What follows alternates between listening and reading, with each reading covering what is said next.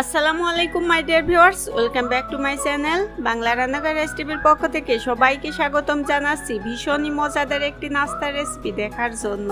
আজকের পর্বে আমি আপনাদের 1 কাপ ময়দা আর একটা ডিম দিয়ে খুবই মজার একটি নাস্তার রেসিপি শেয়ার করব। ভীষণই সুন্দর এই নাস্তাটি, বাইরের অংশটা তো ভীষণই মসমসে হয় আর ভেতরটা খেতে খুবই সুস্বাদু হয়। সকাল বিকেলের নাস্তা হিসেবে ঝটপট এটি তৈরি করে নিতে পারবেন। তাই সেম টু সেম এই মজাদার নাস্তাটির স্বাদ পেতে হলে মনোযোগ সহকারে পুরো রেসিপিটি দেখুন। ভিডিওটা ভালো লাগলে চ্যানেলটি সাবস্ক্রাইব করে পাশে থাকা বেল আইকনটি প্রেস করে দিবেন। তাহলে আর দেরি না করে রেসিপিটি শুরু করা যাক।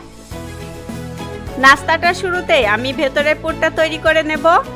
এজন্য 1 টেবিল চামচ তেল দিয়ে আমি এর মধ্যে হাফ কাপ পেঁয়াজ কুচি দিয়ে একটু নরম করে ভেজে নেব। নেড়ে চেড়ে পেঁয়াজটা ভাজার এই পর্যায়ে আমি এর মধ্যে দিয়ে দিচ্ছি 3-4টা কাঁচামরিচ কুচি আর স্বাদ মতো একটু লবণ দিয়ে আর একটু ভেজে নেব।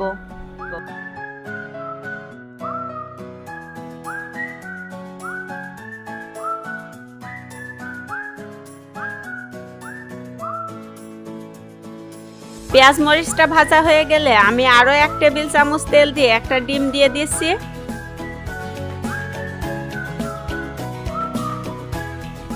সাথে 1 প্যাকেট ম্যাগি মশলা দিয়ে এটাকে খুব সুন্দর করে মিশিয়ে নেব।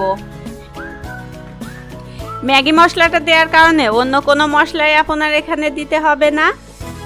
আর আমি এখানে 1 কাপ ময়দার জন্য একটা ডিম দিয়েছি, তবে আপনি যদি বেশি করে এই নাস্তাটি তৈরি করেন সেক্ষেত্রে 2-3টা ডিমও দিতে পারেন। ভেতরের এই পুরটাতে চাইলে ধনিয়া পাতাও দিতে পারেন, এতে করে নাস্তার টেস্টটা আরও বেশি পরিমাণে বেড়ে যাবে।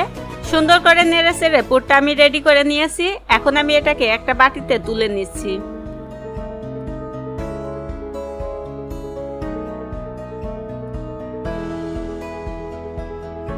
এরপর আমি নাস্তার ডোটা তৈরি করে নেব। এজন্য একটা মিক্সিং বলে নিয়ে নিচ্ছি 1 কাপ পরিমাণ ময়দা। আটা দিয়েও এই নাস্তাটি তৈরি করা যাবে।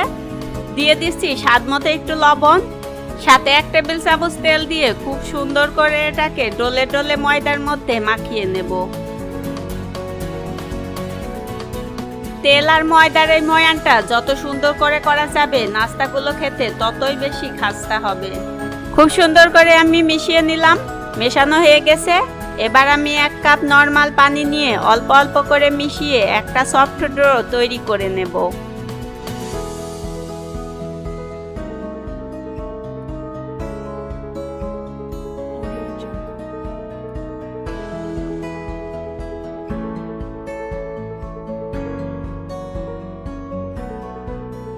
খুব সুন্দর করে মাখিয়ে আমি একটা গোল বলের মতো ডো তৈরি করে নিয়েছি। এবার আমি এটাকে লম্বা করে নিয়েছি। তারপরে একটা ছুরির সাহায্যে এটাকে কয়টা লেচি কেটে নেব। চাইলে হাত দিয়েও গোল গোল করে নিতে পারেন। আমি এখানে 6টি লেচি কেটে নিলাম। তারপর এগুলোকে গোল গোল করে নেব।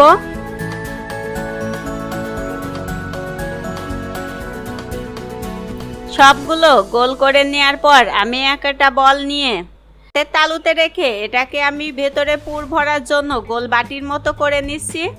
এবার আমি ভেতরে যতটুকু পুর আটে ততটুকু পুর ভরে দিচ্ছি।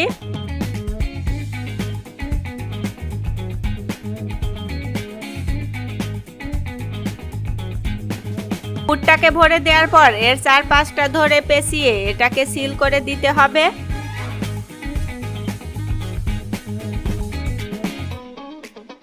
তারপর এটাকে হাত দিয়ে চাপ দিয়ে একটু চেপটা করে দিতে হবে। এভাবে আমি সবগুলো নাস্তা তৈরি করে নেব।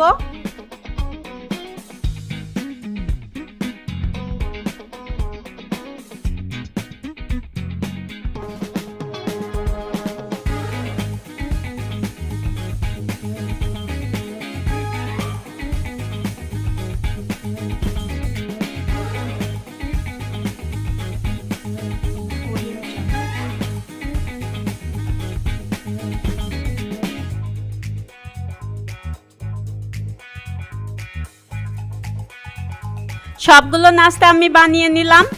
এবার আমি নাস্তাগুলো ভেজে নেওয়ার জন্য চুলায় একটি ফ্রাই প্যান বসিয়ে তেল দিয়ে দিয়েছি। তেলটা একটু গরম করে নেওয়ার পর একে একে আমি 6টি নাস্তায় দিয়ে দিচ্ছি। আর এই নাস্তাগুলো ভাজার জন্য বেশি একটা ডুবো তেলের প্রয়োজন হয় না, অল্প তেলে এগুলোকে ক্রিস্পি করে ভাজা যায়। একটা পাশ একটু ভাজা হয়ে গেলে আমি অন্য পাশটা উল্টে দিচ্ছি।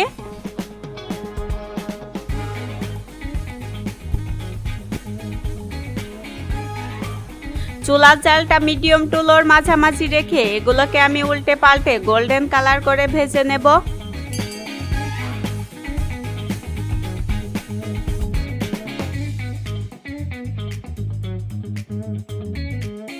নাস্তাগুলো ভাজার এই পর্যায়ে দেখুন খুব সুন্দর একটা কালার চলে এসেছে।